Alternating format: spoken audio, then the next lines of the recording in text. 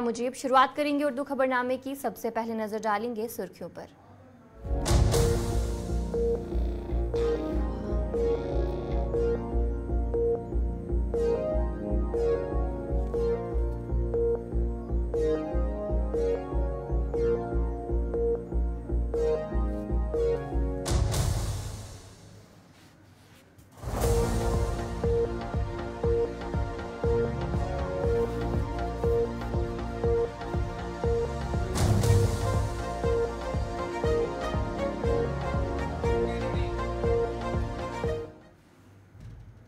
तो चलिए अब खबरें तफसील के साथ, जहां पर बड़ी खबर के साथ शुरुआत करेंगे। वजीर आजम नरेंद्र मोदी आज हिंदुस्तान वापस आए हैं और आज सुबह हिंदुस्तान वजीर आजम नरेंद्र मोदी वापस आए हैं। 3 दिन के सफर के बाद आज दिल्ली पहुंचे हैं। वजीर आजम नरेंद्र मोदी रूस और ऑस्ट्रिया के दौरे पर थे, जिसके बाद आज वो हिंदुस्तान पहुंचे हैं। वजीर आजम नरेंद्र मोदी रूस और ऑस्ट्रिया के 2 मुल्कों के दौरे के इख्तिताम के बाद आज सुबह नई दिल्ली पहुंचे। इससे कबल मॉस्को के 2 रोज़ा सरकारी दौरे पर थे, जहां उन्होंने रूसी सदर पुतिन से भी मुलाकात की है। और आज कहा जा रहा है कि जिस तरीके से 2 रोजे के बाद वज़ीर आज़म नरेंद्र मोदी आज दिल्ली पहुंचे और यहां पर उनका इस्तकबाल शानदार तरीके से किया गया। वज़ीर आज़म नरेंद्र मोदी रूस और ऑस्ट्रिया के 2 ममालिक के दौरे मुकम्मल करने के बाद दिल्ली के हवाई अड्डे पर उतरे, जहां पर उनका इस्तकबाल किया गया। और हुकाम के मुताबिक उनकी सफराती सफ़र का मकसद जो है दोनों ममालिक के रहनुमाओं के साथ अहम बैनुल-अक़वामी अमवार पर तबादला ख्याल करना था। अपने सफ़र के दौरान वो हिंदुस्तान की आलमी शराकतदारी और ताउन को आगे बढ़ाने के लिए आली सतह पर बातचीत की और स्ट्रैटेजिक बातचीत में भी उन्होंने वहां पर हिस्सा लिया। और जो ममालिक के बीच में 2 ममालिक के बीच में एक खास बातचीत रही है। और अपने दौरे के इख्तिताम के बाद वज़ीर आज़म नरेंद्र मोदी ने ऑस्ट्रिया के चांसलर हुकूमत और लोगों के शानदार इस्तकबाल और मेहमान नवाजी के लिए इजहार तशक्कुर भी किया। और आज जहां पर आप तस्वीर देख रहे हैं कि सुबह जो वज़ीर आज़म नरेंद्र मोदी वापस लौटे तो यहाँ पर हवाई अड्डे पर उनका इस्तकबाल किया गया।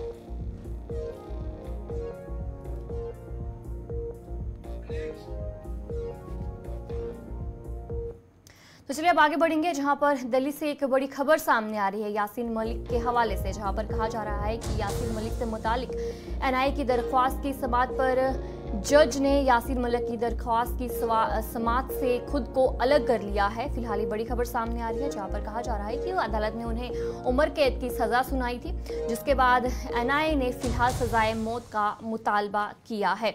ये खबर आपको बता रहे हैं, जहां पर कहा जा रहा है कि जज ने यासीन मलिक की दरख्वास्त की समाअत से खुद को अलग कर लिया गया है। यासीन मलिक से मुतालिक एनआईए की दरख्वास्त की समाअत पे और कहा जा रहा है कि एनआईए ने सजाए मौत का मुतालबा भी किया है। अदालत ने उससे पहले उन्हें उम्र कैद की सजा सुनाई थी और फिलहाल एनआईए की तरफ से मुतालबा किया जा रहा है कि यासीन मलिक को सजाए मौत होनी चाहिए। दिल्ली हाई कोर्ट के जस्टिस अमित शर्मा ने गैर कानूनी सरगर्मियों की रोकथाम के कानून यूपीआई के तहत जम्मू कश्मीर के लिबरेशन फ्रंट के सरबराह यासीन मलिक को सजाए मौत देने की मांग करने वाली कौमी तहकीकाती एजेंसी एनआईए की अपील की समाअत से खुद को अलग कर लिया है। जस्टिस अमित शर्मा के केस से अलग होने के बाद अदालत ने इस मामले को 9 अगस्त को एक मुख्तलिफ बेंच के सामने दर्ज करने का हुक्म दिया है।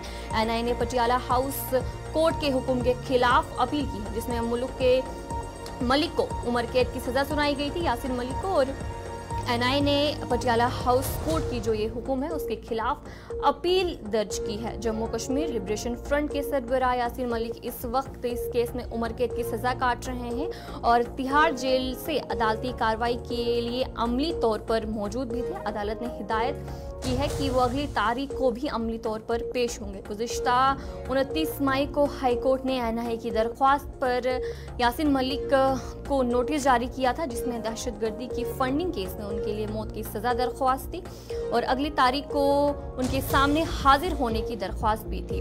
और जहां पर एनआईए की तरफ से अब अपील की जा रही है कि उन्हें सजाए मौत हो। सजा के खिलाफ जो है अपील करते हुए एनआईए ने कहा है कि दहशतगर्द के जो है इन्हें उम्र कैद की सज़ा नहीं दी जा सकती है, क्योंकि उन्होंने जुर्म का एतराफ़ कर लिया है। इस बुनियाद पर उन्हें सिर्फ जो है उम्र कैद की सज़ा नहीं होनी चाहिए, बल्कि उन्हें सज़ाए मौत जो है वो होनी चाहिए। एनआईए की तरफ से मुतालबा किया गया है। फिलहाल जो जज ने यासीन मलिक की दरख्वास्त की समाअत से खुद को अलग कर लिया है और जस्टिस अमित शर्मा के केस से अलग होने के बाद अदालत ने इस मामले को 9 अगस्त को एक मुख्तलिफ बेंच के सामने पेश करने का हुक्म दिया है।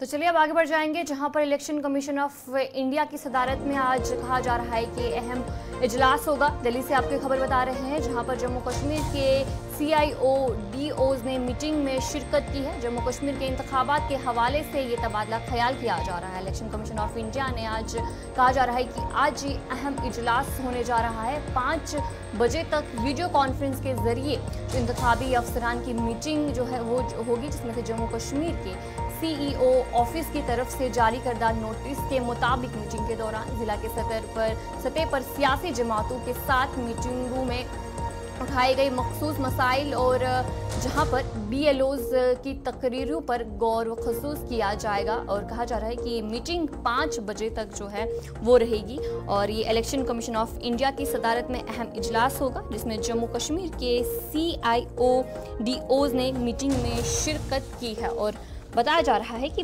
5 बजे तक वीडियो कॉन्फ्रेंसिंग के जरिए जो ये मीटिंग है वो होगी।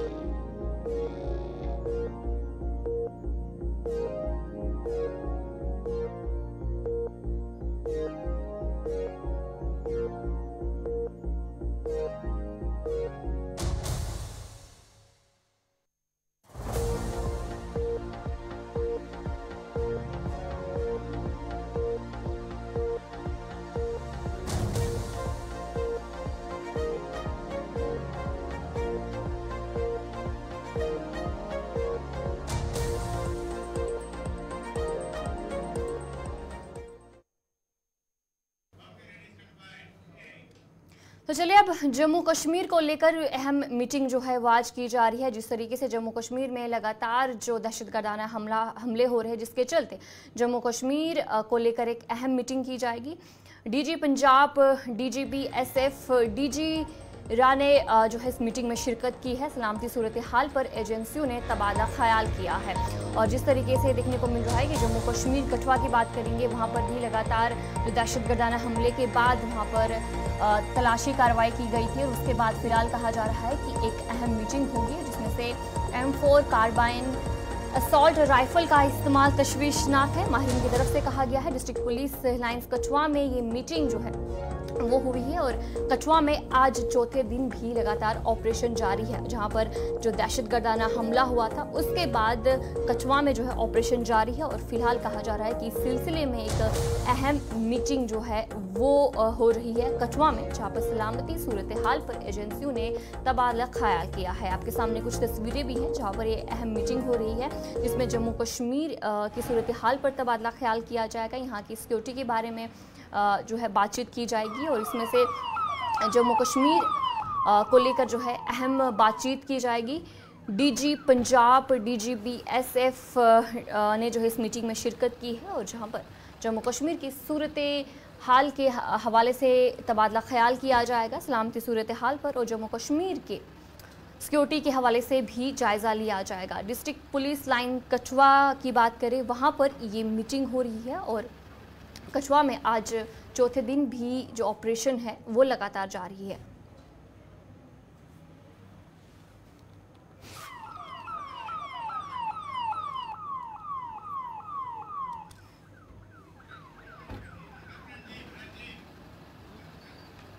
चलिए इसी पर हम जानकारी लेंगे। हमारे साथ रंजीव मेहता ज्वाइन कर चुके हैं। रंजीव बताएगा जो वहाँ पर मीटिंग हो रही थी, क्या मीटिंग खत्म हुई और क्या कुछ जानकारी वहाँ से है? आतिया, मैं बताऊं कि यहाँ पर मीटिंग जो कठुआ की डिस्ट्रिक्ट पुलिस लाइन में चल रही है, हाई लेवल मीटिंग, जिसकी सदारत डीजीपी आर स्वैन कर रहे हैं, और इसमें डीजीपी पंजाब और डीजीपी बीएसएफ विशेष रूप से शामिल है। तमाम एजेंसियों के जो आला अधिकारी हैं वो भी इस मीटिंग में हैं। जो सूरत हाल जम्मू कश्मीर में पिछले कुछ माह से बनी हुई है, जहां पर जो जितने भी आतंकी हमले हुए हैं उसको लेकर ये मीटिंग का रिव्यू मीटिंग जो है वो ली जा रही है, क्योंकि सभी एजेंसियों के लोग जो हैं वहाँ पे इकट्ठे हुए हैं, क्योंकि हाल ही में कठुआ ज़िले में एक महीने के अंदर 2 बड़े हमले हो चुके हैं। और उसके बाद डोडा की बात करूं, जहाँ चाहे उधमपुर हो, रियासी हो, राजौरी, पुंछ का इलाका हो, लेकिन इस सब के बीच जो डीजीपी की सदारत में जो हाई लेवल मीटिंग है, इस मीटिंग में जो भी जितनी भी एजेंसीज हैं उनका आपस में तालमेल को लेकर बात की जाए, और जितने भी आतंकी हमले हैं उनकी रोकथाम के लिए क्या क्या उपाय किए जाएंगे, क्योंकि आतंकियों ने अब नया तरीका अपना लिया है। सोफिस्टिकेटेड वेपन है उनके पास, M4 राइफल है जो काफ़ी सोफिस्टिकेटेड है, और ऑटोमेटिक गन है। इतने आधुनिक हथियारों से लैस हैं कि उनके साथ मुकाबले के लिए नई रणनीति जो है वो तैयार की जानी चाहिए। और इस मीटिंग की जो भी फैसले होंगे, इसकी रिपोर्ट जो होगी वो केंद्रीय गृह मंत्रालय और केंद्रीय रक्षा मंत्री को सौंपी जाएगी, और उसके बाद इससे निपटने के फैसले जो हैं वो लिए जाएंगे। बात करूं, क्योंकि पंजाब के डीजीपी को विशेष तौर पे इसलिए बुलाया गया है कि जम्मू कश्मीर के साथ लगती पंजाब की सीमा और दोनों सीमाओं के साथ पड़ोसी मुल्क पाकिस्तान की रंजीत बताएगा कि मीटिंग अभी भी वहां पर जारी है, और जिस तरीके से आज कठुआ में भी चौथे दिन ऑपरेशन जारी है, तो क्या कुछ जानकारी इस हवाले से? देखिए, मीटिंग अभी जारी है, क्योंकि मीटिंग DPL के अंदर हो रही है। अभी मीटिंग के अंदर किसी को जाने की इजाज़त नहीं है, और ना ही कोई अभी उसके मिनट्स जारी किए गए हैं। लगातार मीटिंग जारी है।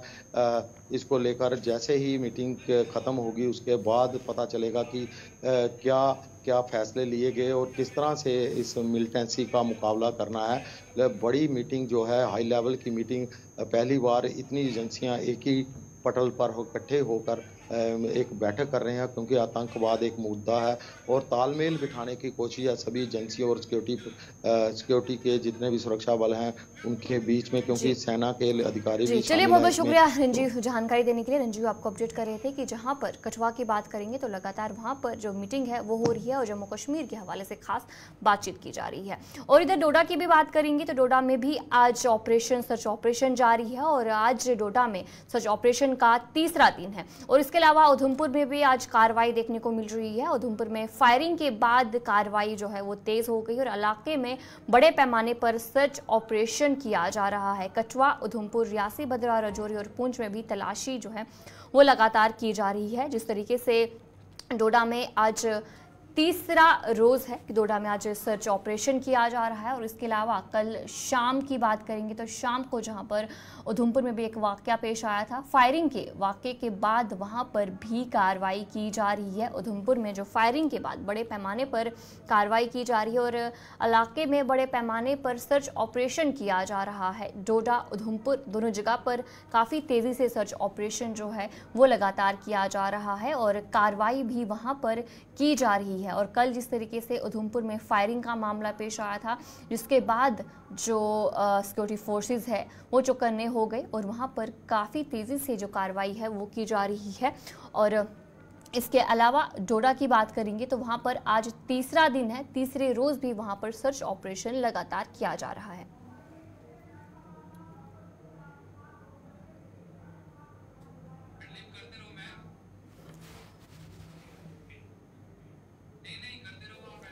जी, जहां पर तस्वीरें आप देख रहे हैं, दोनों जगहों की बात करेंगे और इसके अलावा कठुआ, उधमपुर, रियासी, भदरवा, राजौरी और पुंछ में भी आज लगातार जो तलाशी है वो की जा रही है। जिस तरीके से जम्मू कश्मीर में लगातार देखने को मिल रहा है, ये हमले हो रहे हैं, कहीं ना कहीं जो सिक्योरिटी फोर्सेस है वो ज़्यादा अलर्ट हो गई है, जिसके चलते आज अलग अलग जगहों पर जो तलाशी ऑपरेशन है वो किया जा रहा है। डोडा में भी लगातार आज तीसरा दिन है, डोडा में तलाशी ऑपरेशन किया जा रहा है। इसके अलावा उधमपुर में भी कल शाम को जो पूरा मामला पेश आया था, जहां पर फायरिंग का मामला देखने को मिला था, पुलिस चौकी पर जो फायरिंग हुई थी उधमपुर में, उसके बाद सिक्योरिटी फोर्सेस काफ़ी अलर्ट हो गई हैं और वहां पर लगातार सर्च ऑपरेशन किया जा रहा है।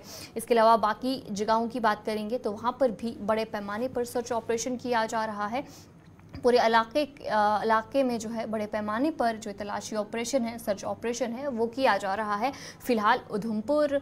और इसके अलावा डोडा की बात करेंगे कि वहाँ पर क्या कुछ सूरत हाल है, इस हवाले से भी जानकारी अपडेट करेंगे कि आखिर डोडा में तीसरे दिन भी सर्च ऑपरेशन है, क्या कुछ कितनी कामयाबी सिक्योरिटी फोर्सेस को मिलेगी, क्योंकि जिस तरीके से वहाँ पर जो एक हमला पेश आया था और लगातार सिक्योरिटी फोर्सेस की तरफ से सर्च ऑपरेशन है वहाँ पर किया जा रहा था।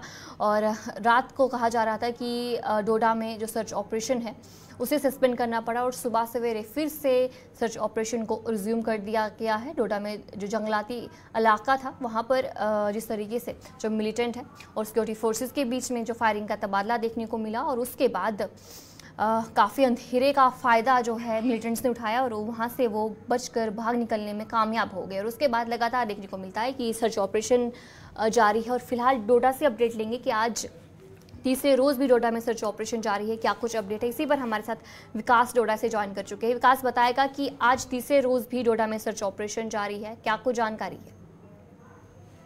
जी हाँ, मैं आपको बता दूं, जिस तरह से मंगलवार को शाम को यहाँ पर सुरक्षा बलों और आतंकियों के बीच में जो है मुठभेड़ शुरू होती है और उसके बाद जो है लगातार यहाँ के जो दूर दराज जंगल वाला एरिया है, चाहे फिर गादी गार्डन वाला एरिया, वहाँ पर सर्च ऑपरेशन जो है लगातार चल रहा है। और ये सिक्योरिटी फोर्स लगातार आतंकियों को ढूंढने का प्रयास कर रही है और जहाँ से भी कहीं से भी कोई क्ल्यू मिल रहा है वहां तक पहुंचने का प्रयास कर रही है।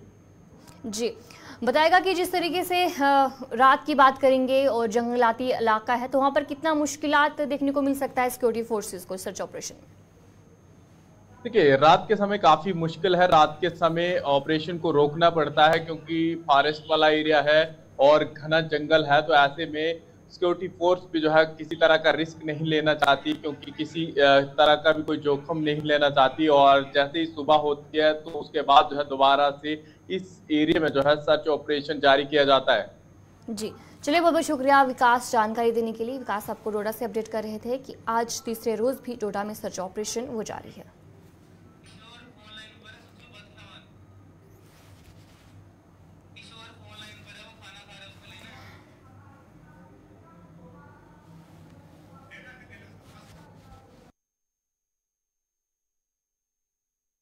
जानकारी लेंगे अब उधमपुर की, क्योंकि जहां पर उधमपुर में कल फायरिंग का मामला पेश आया और उसके बाद क्या कुछ कार्रवाई वहां पर हो रही है, इसी पर हमारे साथ किशोर शर्मा ज्वाइन कर चुके हैं। किशोर, बताएगा क्या कुछ अपडेट है वहां का भी।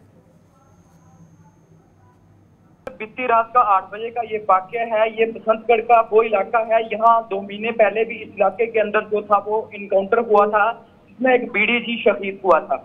लेकिन जो संघ पुलिस चेक पोस्ट है उसमें 8 बजे के करीब जो है वो एक संतरी पर एक सस्पेक्ट द्वारा जो है वो गोलीबारी की जाती है। कुछ देर तक इस इलाके के अंदर जरूर जो है वो गोलीबारी जो होती है, लेकिन उसके तुरंत बाद जो है वो अलग अलग सिक्योरिटी फोर्स इस इलाके के अंदर पहुंचती हैं और जो सर्च ऑपरेशन है वो बड़े पैमाने पर चलता है। लेकिन आज की तस्वीरें इस तरह की निकल के सामने आई क्योंकि ये वो इलाका है, ये घने जंगल और काफी जंगल का ये इलाका है। कुछ इलाका ऐसा है जो ये पहाड़ियां हैं, ये कठुआ के साथ साथ डोडा और भदरवा के साथ मिलती हैं।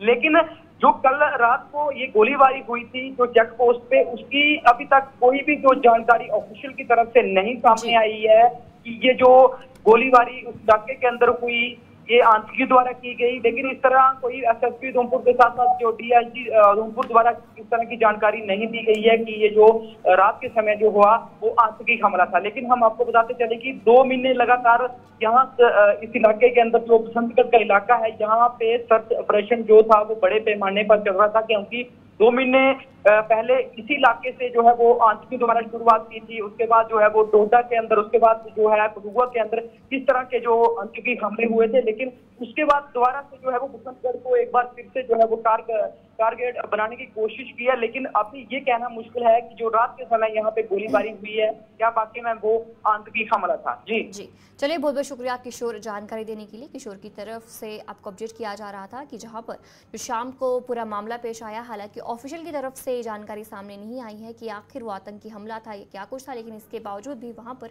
बड़े पैमाने पर जो सर्च ऑपरेशन है वो जारी है। नेशनल कॉन्फ्रेंस के मरहूम शेख मोहम्मद अब्दुल्ला की अहलिया और साबिक मेंबर पार्लियामेंट अकबर जहां को उनकी 24वीं बरसी पर शानदार अल्फाज में खराज अकीदत पेश किया गया है। श्रीनगर में वाक़या नसीम बाग में नेशनल कॉन्फ्रेंस के सदर डॉक्टर फारूक अब्दुल्ला, नायब सदर उमर अब्दुल्ला के अलावा दीगर सीनियर रहनुमाओं ने मरहूम अकबर जहां के मकबर पर हाजिरी दी और फातिया ख्वानी की और उन्हें खिराज अकीदत पेश किया।